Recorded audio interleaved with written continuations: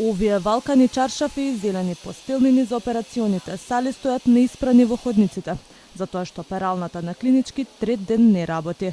Се пере каде има и колку се може, а клиниките се снаоѓаат како да дојдат до чиста постелнина. Вонреден надзор изврши Државниот санитарен и здравствен инспекторат, кој констатираше дека пералницата не ги исполнува условите за вршење на дејноста. Потребно е комплетно реновирање на просторот, како на просторот, така и на опремата, односно во моментов се работи со застарена машини за перење, кои што се постојано во дефект и со тоа се оневозможува иснедувањето на клиниките во делот на универзитетскиот центар. Проблем имаат и вработените во пералната кои повеќе од 6 месеци немаат земена плата. Службите на клинички тврдат дека и дале пари на фирмата Скопстер за да им исплати средства и велат дека одговорноста е нивна. Ние сме наплатиле доволно за вработените кои се во дејноста во пералната да земат плата. Односно, од прилика вклучувајќи од 31 декември до денес, сме и платиле на компанијата околу 80%, односно 90% од долгот, што практично е доволно за да ги платат вработените во пералната. Фирмата Скопстер пак тврди дека службите на клинички им должат пари.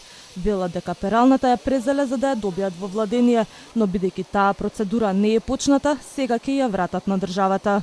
Вкупниот доспеан и неплатен долг од службата за општи и заеднички работи на клинички центар кон Скопстер, по основ на издадени фактури заклучно со 15 септември 2025 година, изнесува 5.853.775 денари. Ова се средства кои се наменети не само за плати, туку и за набавка на репроматеријали, тековно одржување и менаџирање, односно за вкупната работа на Скопстер, за управување со пералната. Уште во петокот, на 19 септември, клиниките од клинички центар Мајка Тереза престанаа да ги носат чаршафите и другиот материјал за перење во оваа перална.